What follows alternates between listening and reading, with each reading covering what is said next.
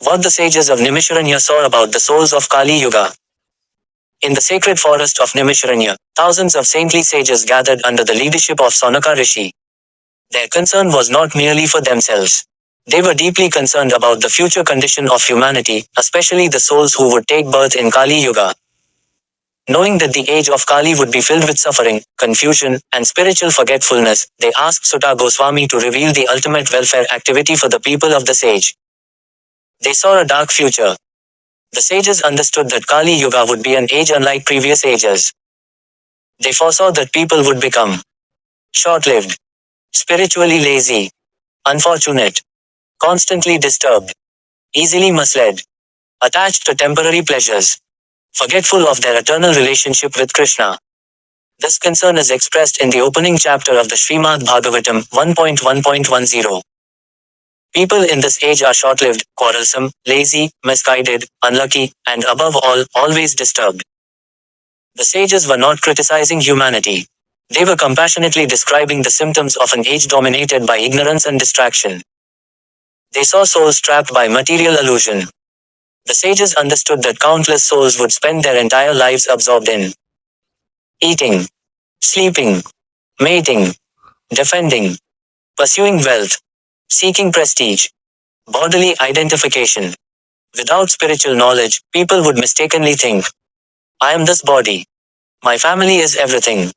My nation is everything. My possessions are mine forever. Yet death would eventually take everything away. The sages knew that most people would not inquire. Who am I? Why am I suffering? What happens after death? What is the purpose of life? Who is God? They saw leaders who would mislead society. The sages foresaw a time when many leaders would lack spiritual vision. Instead of guiding people towards self-realization, society would often promote material success as the highest goal. Sense gratification as happiness. Competition instead of cooperation. Temporary solutions to eternal problems. As a result, people would become increasingly anxious despite technological and economic progress. They saw religion becoming superficial. The sages also foresaw that many people would adopt religion externally while neglecting inner transformation.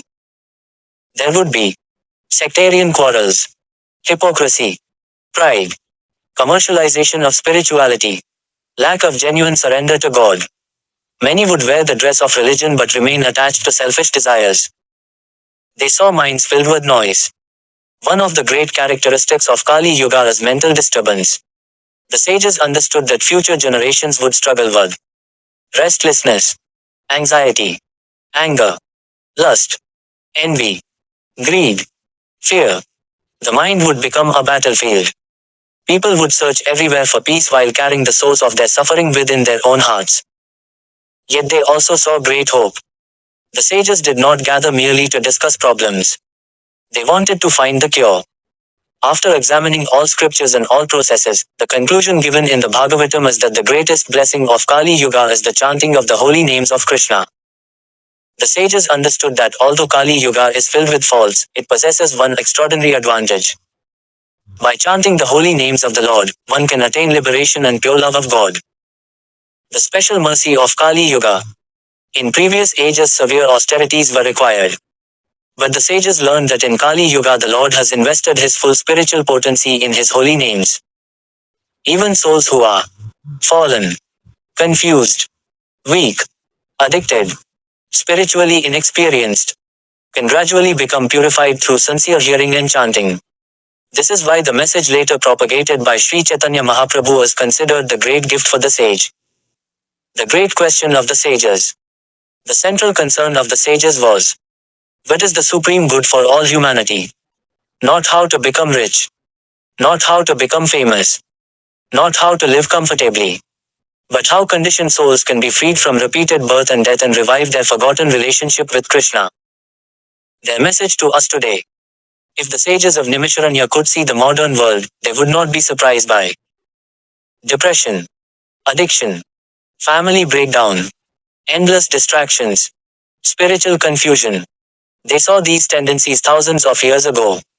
But they would also remind us of the same solution they sought and heard from Sutta Goswami. Hear about Krishna. Chant the holy names of Krishna. Associate with devotees. Study the Bhagavatam.